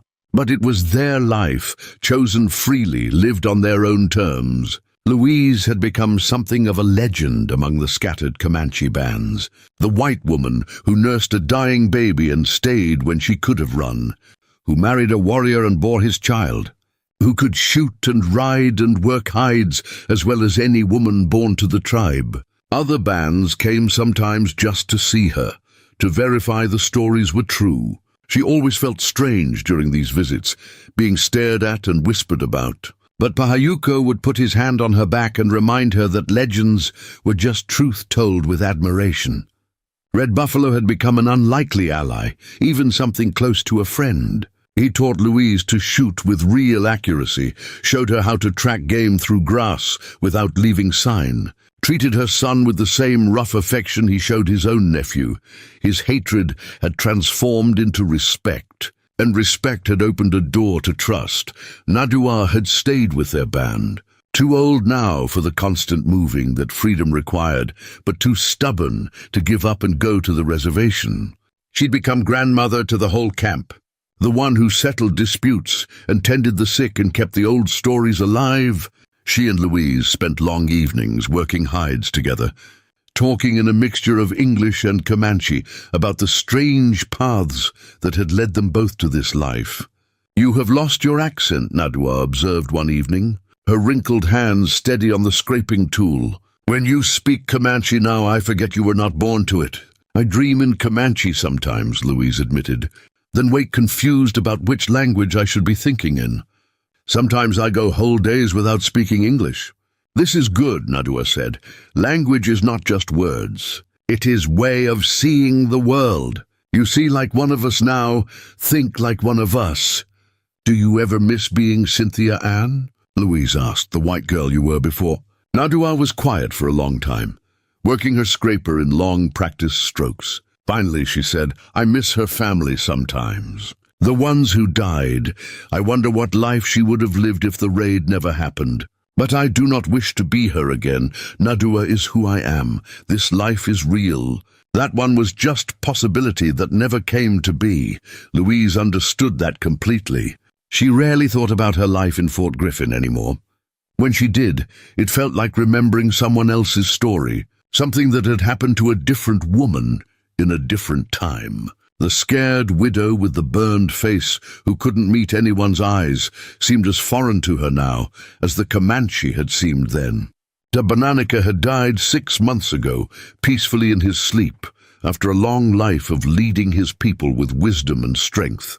Before he died, he'd taken Louise's hand and told her in careful English that she proved something important, that mercy was not weakness, that choosing to help the helpless made you strong, not foolish, that love could bridge any divide if people were brave enough to let it. His death had shaken the band. He'd been their anchor, their conscience, their connection to the old ways. Pahayuko and Red Buffalo now shared leadership responsibilities, making decisions together, arguing frequently, but always finding compromise. It was working so far. The band was thriving despite the constant pressure from soldiers and settlers. On this particular autumn morning, they were traveling to a gathering place where 3 bands would meet for trade and celebration. It happened twice a year when conditions allowed. A chance to exchange goods and news, to arrange marriages between bands, to let the children play together and remember they were part of something larger than their individual families. Louise was nervous. She'd been to smaller gatherings, but never one this large. Pahayuko assured her it would be fine, but she couldn't shake the feeling that she'd be judged, that despite 2 years of proving herself, there would be people who saw her white face and decided she didn't belong. "Your worry shows in your shoulders," Pahayuko observed, riding up beside her on his painted stallion. "They are tight like you prepare for battle." "I'm preparing for battle," Louise said, trying to smile. "Battle of judgment and whispers, and people deciding I'm not worthy." "Then they are fools," Pahayuko said simply, "and their opinions are worth nothing. You are my wife, mother of my children, member of our band. Anyone who questions this answers to me." "I don't want you to have to fight my battles," Louise protested. "Fighting for family is not burden," Pahayuko replied, his hand reaching out to touch her knee briefly. "It is honor you would fight for me." "For our children, I fight for you. This is balance." Little Sam chose that moment to wake up and begin fussing. Louise adjusted the cradle board and offered her breast. The baby latched and quieted immediately. Pahayuko watched them with an expression of such profound contentment that Louise felt her anxiety ease slightly. The gathering place was a broad meadow beside a clear running stream. Cottonwood trees providing shade, grass thick enough for the horse herd. Stone fire rings, marking where previous gatherings had been held. When Louise's band arrived, 2 others were already there. Lodges going up in organized chaos, children and dogs running everywhere, women calling to each other in greeting, men checking weapons and horses with the casual vigilance that never fully relaxed. Louise helped set up their lodge, working alongside the other women of her band. She was aware of curious glances from the other bands, aware of whispers, but she kept her head up and her hands busy, refusing to show the fear that twisted in her belly. That evening a feast was prepared, 3 cooking fires blazing, the smell of roasted buffalo and venison and prairie turnips filling the air. Louise sat with Pahayuko and their children, trying to enjoy the celebration despite the weight of watching eyes. A woman approached their fire, older, with grey streaking her braids and a face marked by smallpox scars. She stood before Louise until silence fell, everyone watching to see what would happen. "You are the white woman called Louise," the woman said in clear Comanche, "the one who nursed Pahayuko's daughter when she was dying." "I am," Louise replied in the same language, her heart pounding. "I am called Wekia." The woman continued, "I lost my daughter 3 winters ago to the spotted sickness. She was nursing a baby when she died. My grandson starved because I had no milk and no one to help. He died in my arms after 5 days. Louise's throat tightened with sympathy and grief. "I'm sorry," she said quietly. "When I heard the story of you," Wekia continued, "how you helped enemy's child when your own people wanted her to die, I did not believe it. I thought it was lie. White woman's trick, but I see Kimmy Miller there, fit and healthy and laughing. I see your son at your breast. I see you are truly one of us now." The woman knelt before Louise, taking her hands in a grip that was fierce and warm. "Thank you," she said, her voice breaking. "Thank you for being the person I wish had been there when my grandson needed help. Thank you for showing that mercy is possible even in this hard world." Louise's eyes filled with tears. "I only did what anyone should do," she managed to say. "But most do not," Wekia replied. "Most choose hate over help. Most choose judgment over mercy. You chose different. This makes you worthy of honor." She stood and called out to the gathered people in a loud, clear voice. "This woman is sister to all Comanche," she declared. "Anyone who treats her with disrespect disrespects me. Anyone who questions her place questions mine." Other women began to nod. Then voices rose in agreement. Louise sat stunned as acceptance washed over her. Real and tangible, Pahayuko's hand found hers and squeezed, his eyes shining with pride and vindication. The celebration continued late into the night.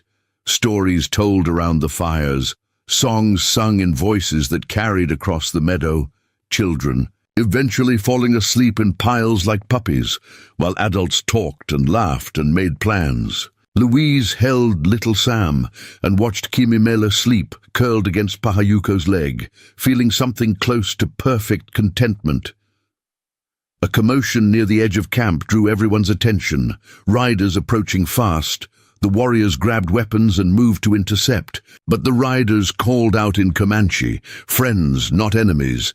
They rode into the firelight, and Louise's breath caught. One of the riders was a white woman, younger than Louise, with tangled red hair and a face marked by recent bruising. She rode behind a Comanche warrior, her arms wrapped around his waist, her eyes wide and frightened in the firelight. "This is Margaret," the warrior said in halting English clearly for the white woman's benefit. "I found her 2 days ago near Settler Town. She was running from bad husband who beat her. I brought her here because I did not know what else to do. She has nowhere to go." Margaret's eyes swept the gathering until they landed on Louise, on her white face among all the brown ones, on her Comanche braids and beaded dress, and the baby at her breast. Hope and desperation flashed across the young woman's features. "Please," Margaret said, her voice raw and shaking. "They said there was a white woman here, who married into the tribe, who stayed and was safe. I didn't know where else to run. My husband said he'd kill me if I left, but I couldn't stay. I couldn't let him." Her voice broke, and she began to cry, harsh sobs that spoke of terror and pain and choices that had run out. Louise handed little Sam to Pahayuko and stood, crossing to where Margaret still sat on the horse. "Come down," Louise said gently, reaching up to help. "You're safe here. No one will hurt you." Margaret slid off the horse and nearly collapsed. Louise caught her and held her up, feeling how thin she was, how she shook with exhaustion and fear. She looked exactly like Louise had felt 2 years ago, broken and desperate and certain the world had no place for her. The gathered people watched in silence as Louise led Margaret to her fire, as she wrapped a blanket around the young woman's shoulders and offered her food and water. As she spoke quietly in English about safety and choices and the strange path that had led Louise here. "Can I stay?" Margaret finally asked, her voice small and afraid. "I don't know your ways. I don't speak the language, but I can work. I can learn. I just need somewhere my husband can't find me." Louise looked at Pahayuko, who nodded without hesitation, then at Nadua, who smiled with understanding, then at Wekea, who gestured welcome. "You can stay," Louise said, "and I'll teach you what I know. It's not an easy life. We're always moving, always hiding from soldiers, but you'll be free, you'll be safe, you'll be part of something." Margaret's tears came harder, but they were different now, relief mixing with the fear. "Thank you," she whispered. "And thank you." Louise remembered a desperate Comanche warrior bursting into a trading post with a dying baby, remembered making a choice that terrified her, remembered how that single moment of mercy had changed everything. Now she had a chance to be for Margaret what she'd been for Pahayuko, a hand reaching out when the world turned its back. The next morning, Louise woke to find Margaret asleep near her fire, curled in the blanket Louise had given her. Kimimela was already awake and playing with the other children, her laugh carrying across the camp. Little Sam was nursing contentedly, and Pahayuko was checking their horses, preparing for another day of the life they'd chosen. Nadua appeared at her elbow with a cup of sage tea. 3 white women now, she observed with a slight smile. "People will start to think we are recruiting. Maybe we are, Louise replied, taking the tea gratefully. Maybe that's not a bad thing. She watched Margaret sleep, seeing herself 2 years ago in every line of the young woman's battered face, seeing the fear and hope mixing together, seeing the possibility of transformation if someone was willing to guide the way. 2 years ago, Louise had been dying slowly in Fort Griffin, invisible and cursed and waiting for her life to end. She'd had nothing left to lose, nothing left to live for, nothing left to hope for. Then, a desperate father with a dying baby had given her a choice: mercy or judgment, help or hatred, life or slow death. She'd chosen mercy. She'd chosen life. And that choice had saved her in ways she was still discovering. Now she would help Margaret make the same choice, would teach her what Nadua had taught her, what the Comanche women had shown her through patience and inclusion, that belonging wasn't about blood or birth. It was about who you chose to be, who you chose to stand with, who you chose to love. Pahayuko returned from checking the horses and sat beside her, his hand resting on her shoulder, little Sam between them. Kimimela's laughter in the distance, the morning sun warm on their faces. "You're thinking deep thoughts," he observed. "I see it in your eyes." "I'm thinking about choices," Louise said, "about how one moment can change everything, about how helping one person can ripple outward in ways you never expect." "You helped my daughter and saved 3 lives," Pahayuko said. "Mine, hers, and yours. Now you help this Margaret and maybe save 3 more, hers, whoever she left behind who will be better without her husband's violence, and whoever she becomes in this new life." Louise leaned against him, feeling the solid warmth of him, the steady presence that had been her anchor through 2 years of transformation. "I was so scared that day in the trading post," she said. "When you asked me to help, I almost said no." "But you did not," Pahayuko replied. "You chose courage over fear, and look what it brought you." He gestured to the camp coming alive around them, to Kimimela racing past on her pony, to little Sam nursing peacefully, to Margaret sleeping safely under their protection, to the life they'd built from ashes and desperation and a dying baby's cry. "This is what mercy looks like," Louise said softly. "This is what happens when you choose help over hate." Pahayuko kissed her temple, his lips gentle on her scarred skin. "And this is only the beginning," he said. "Our children will grow up knowing both worlds, speaking both languages, understanding that people are just people regardless of what they look like."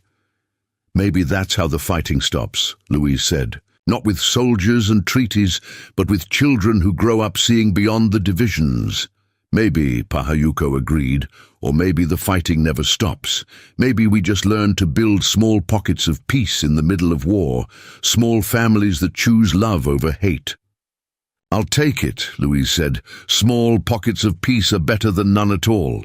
The sun climbed higher, burning off the morning mist. The 3 bands began preparing to separate again, to go their different directions across the vast plains, to continue living free for as long as they could. Louise packed their lodge with practiced efficiency, Margaret watching and learning, Nadua offering quiet guidance. Before they left, Wekia came to say goodbye, pressing a small beaded pouch into Louise's hands. "For your next child," she said. "Whenever they come, this carries protection and blessing." "Thank you," Louise said, embracing the older woman, "for accepting me, for speaking up last night." "I spoke truth," Wekia replied. "You are one of us in all the ways that matter. Never doubt this." As their band rode out, Louise looked back one last time at the gathering place, at the trampled grass and dying fires, at the other bands preparing to leave. She thought about how far she'd come from the invisible widow selling bread in Fort Griffin, about the woman she'd been and the woman she'd become. She thought about her first son, Samuel, buried in a tiny grave she'd never see again, about her dead husband whose name she rarely spoke anymore, about the life that had burned away in fire and grief. Those losses would always be part of her, would always ache in quiet moments, but they didn't define her anymore. They'd shaped her, prepared her, broken her open so something new could grow. Now she was Louise Pahayuko, mother to Kimimela and Samuel, and whoever came next, wife to a warrior, sister to a band, bridge between two worlds, legend to some, just another woman trying to survive to others. She was scarred and strong and still learning every day what it meant to belong. She was alive in a way she'd never been alive before. And that, she thought, as Pahayuko rode up beside her with little Sam in his cradleboard and Kimimela racing ahead on her pony, that was worth every sacrifice, every loss, every mile traveled. Because 2 years ago, a desperate father had taught her that mercy could save lives. And she'd learned that sometimes the people you save end up saving you right back. Up next, you've got 2 more standout stories right on your screen. If this one hit the mark, you won't want to pass these up. Just click and check them out. And don't forget to subscribe and turn on the notification bell so you don't miss any upload from us.